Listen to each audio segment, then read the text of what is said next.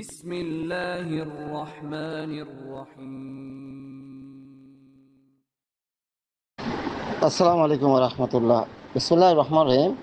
আলহামদুলিল্লাহি রাব্বিল আলামিন ওয়া আকিবাতুল মুত্তাকিন নবিয়ানা মুহাম্মদ ওয়া আলা আলিহি ওয়া আসহাবিহি আজমাইন, আম্মা বাদ। আজকে আমরা বিদআতের আলোচনার দ্বিতীয় পর্বে আমরা শুরু করব শারঈ দলিল দ্বারা সাব্যস্ত হওয়া অথবা না হওয়ার দিক থেকে বিদআত দুই প্রকার। এখান থেকে আমরা শুরু করব। তো এই বিষয়ে বিদআত হচ্ছে বেদাতের হাকিকি অর্থ প্রথাগত বেদাত, আর দ্বিতীয় নম্বর হচ্ছে বেদাতে ইদাফিয়া অর্থ স্থান সময় পদ্ধতিগত বেদাত। বেদাতে হাকিকি হলো প্রকৃত বেদাত হলো যার সমর্থনে শরীয়তের কোনো দলিল নেই, কোরআন হাদিসের কোনো ভিত্তি নেই, তা মন গড়া শরীয়তের যার কোনো পূর্ব দৃষ্টান্ত নেই, সেটা সমাজে সওয়াবের হিসাবে চালু করে, সেটাই হলো বেদাত। ইমাম শাতিবী রাহিমাহুল্লাহ আল ইতিসাম গ্রন্থে প্রথম খণ্ডে 286 নম্বর পৃষ্ঠায় উনি এই কথাটা বলেছেন। শারীর সমর্থে অর্থাৎ শরীয়তের ইসলামের দৃষ্টি থেকে সওয়াবের ক্ষেত্রে এর কোনো দলিল নেই, যা হচ্ছে সমাজে মন করা হচ্ছে সেটা হলো আপনার প্রথাগত বেদাত, বেদাতে হাকিকি যেটার নাম। যেমন আজানের পূর্বে রাসূল সাল্লাল্লাহু আলাইহি ওয়াসাল্লামের উপর দুরূদ পাঠ করা। যেমন আমাদের দেশে অনেক জায়গায় শুনবেন আজানের পূর্বে আসসালাতু আসসালামু আলা রাসূলিল্লাহ বলে, আবার অনেকে বলে যে আলহামদুলিল্লাহিল্লাযী আহিয়ানা বা'দা মা আমাত, এইটা পরে। এগুলো সম্পূর্ণ বেদাত। কারণ রাসূল সাল্লাল্লাহু আলাইহি ওয়াসাল্লাম একমাত্র আজানের আগে আল্লাহু আকবার আগে বিসমিল্লাহ বলা, অনেকে বলছে ঠিক না। আজান আল্লাহু আকবার বলা, বিসমিল্লাহ বলা ঠিক না, কারণ আল্লাহু আকবার দিয়া আপনাকে আজান শুরু করতে হবে।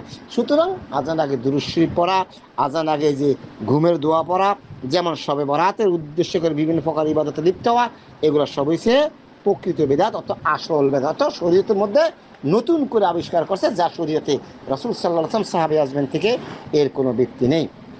স্থান এবং সময় পদ্ধতিগত বিধান অর্থ একটা কাজ শরীয়তে ইসলামে অনুমোদন আছে, কিন্তু সেটা স্থানটা দেওয়া আছে। রাসূল আকরাম সাল্লাল্লাহু আলাইহি ওয়াসাল্লাম যেটা যখন যেমনে যতটুক, সেটা তখন তেমনে ততটুক করার নাম হচ্ছে ইবাদত।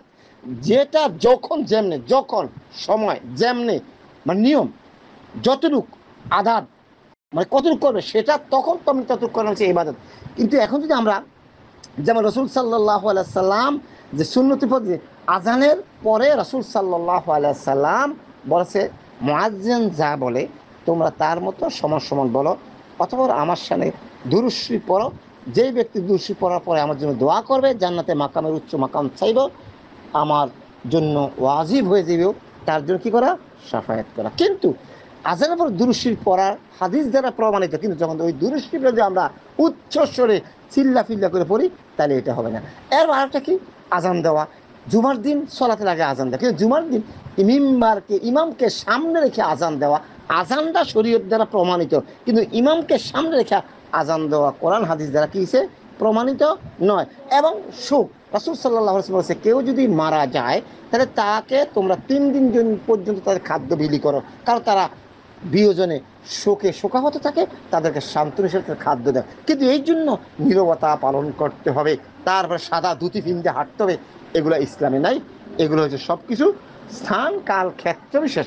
শোক করবে, আমার ভাই মারা গেছে, আমি মারা গেছি, আমার সন্তানের শোক লাগবে, এই জন্য সন্তান শোক পালন করতে গিয়ে অতিরিক্ত কিছু করতে পারবে না, যা ইসলাম আছে অতিরিক্ত করতে হবে। এর হচ্ছে স্থান সময় পদ্ধতি বেদাত আমাদেরকে আইডেন্টিফাই করতে হবে। এরপরে কর্মে বাস্তবায়ন এবং বর্জনের দিক দিয়ে বেদাত দু প্রকার, বেদাতে ফাইলিয়া তথা কর্মগত বেদাত, আর বেদাতে তারকি অর্থাৎ কর্ম বর্জনের বেদাত। কর্মগত বেদাত যেটা আমরা কাজ করি ইসলামী শরীয়তে সমর্থিত এমন কাজ যা ইসলামী শরীয়তে সমর্থন করে না, উক্ত কর্মের মাধ্যমে আল্লাহর নৈকট্য হাসিলের জন্য আমরা যেটা অতিরিক্ত বাড়াবাড়ি জিনিস রয়েছে বেদাতে ফাইলিয়া কর্মগত বেদাত। যেমন আমরা ফরজ সালাতের পরে রাসূল আকরাম সাল্লাল্লাহু আলাইহি ওয়াসাল্লাম তোমরা দোয়া করো, যদি আমরা ফজর ও মাগরিব পরে যে দোয়াগুলো আছে এই মাসনুন দোয়াগুলো যে আমরা আদায় করি তাহলে 15 হইতে 20 মিনিট লাগে, কিন্তু রাসূল সাল্লাল্লাহু আলাইহি ওয়াসাল্লাম তোমরা দোয়া করো, কিন্তু আমরা সেটাকে বাদ দিয়ে কী করলাম, 2 হাত উঠিয়ে আসসালামু আলাইকুম ওয়া রাহমাতুল্লাহ, আসসালামু আলাইকুম ওয়া রাহমাতুল্লাহ হাত দিয়ে দোয়া করলাম।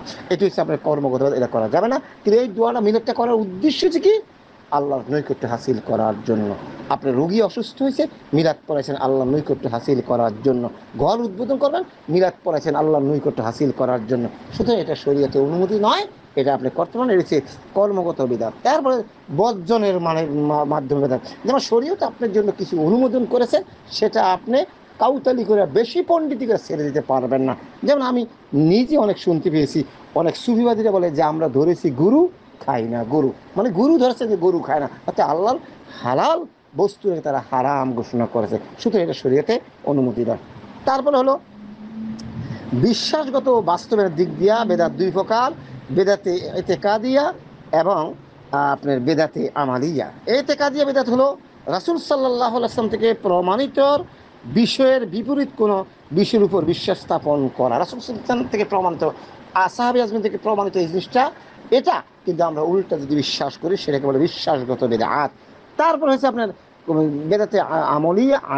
আমালিয়া হলো কর্মগত বিধান, এমন কোনো কাজকে ইবাদত হিসেবে পালন করা যা শরীয়তের সমর্থন, অর্থাৎ সুন্নতের পরিপন্থী। এই জিনিসটা আমাদের সব বর্তমানে অ্যাভেলেবেল চলতেছে। সুতরাং এই জিনিসগুলো আমাদেরকে পরিহার করতে হবে। এইগুলো যদি পরিহার না করতে পারি, পরিহার কখন করব? যখন আমি বেদাতকে চিনতে পারবো, কোনটা কালো, কোনটা ধলা, কোনটা 1 নম্বর, কোনটা 2 নম্বর যদি আমি চিনতে পারি, তাহলে আপনি কখনো ধোকায় দুঃখিত হবেন না। আর যদি চিনতে না পারি, তাহলে 2 নম্বর মাল বাজারে চালু হবে, আপনি এটাকে 1 নম্বর পয়সা দিয়ে কিনতে হবে। যা বর্তমানে সমাজে ইসলাম হিসাবে, শরীয়ত হিসাবে চলছে। যে না সেই বাস বেদাত তো বুঝে না, বেদাত কি সেটা বুঝে না। তখন তারা বলে রাসূল সাল্লাল্লাহু আলাইহি ওয়াসাল্লাম কুল্লু বিদআহ, যে সমস্ত নব আবিষ্কার হয়েছে প্রথমষ্ট গুমরাহি। আর হুজুর বলছে বেদাতে সাইয়া, বেদাতে হাসানা। কারণ হুজুরের এটা জানা নেই কোনটা বেদাত, কোনটা মানে সাইয়া। রাসূল বলছে কুল্লু বিদআহ, সমস্ত নব আবিষ্কার, সমস্ত নব প্রথা হয়েছে প্রথমরাষ্ট্র গুমরাহি, আর সমস্ত প্রথমরাষ্ট্র গুমরাহি হচ্ছে জাহান্নাম পরিণতি। কিন্তু হুজুর বলছে বেদাতে সাইয়া, বেদাতে হাসানা। পৃথিবীতে এমন কোনো সন্ত্রাস নাই, কেউ মদকে ভালো মদ বলবে, খারাপ মদ বলবে, সকলে একই কথা বলবে, মদ পুরোটি হারাম। এবার যত কোটি টাকার দাম হোক আর যত কম দামের দাম হোক না, মদ হারাম, হারামই। সুতরাং আমাদেরকে চিনতে হবে, আইডেন্টিফাই করতে হবে। আল্লাহ পাক আমাদেরকে এই বিষয়গুলো বোঝার তৌফিক দান করুক, আমিন। আসসালামু আলাইকুম ওয়া রাহমাতুল্লাহ।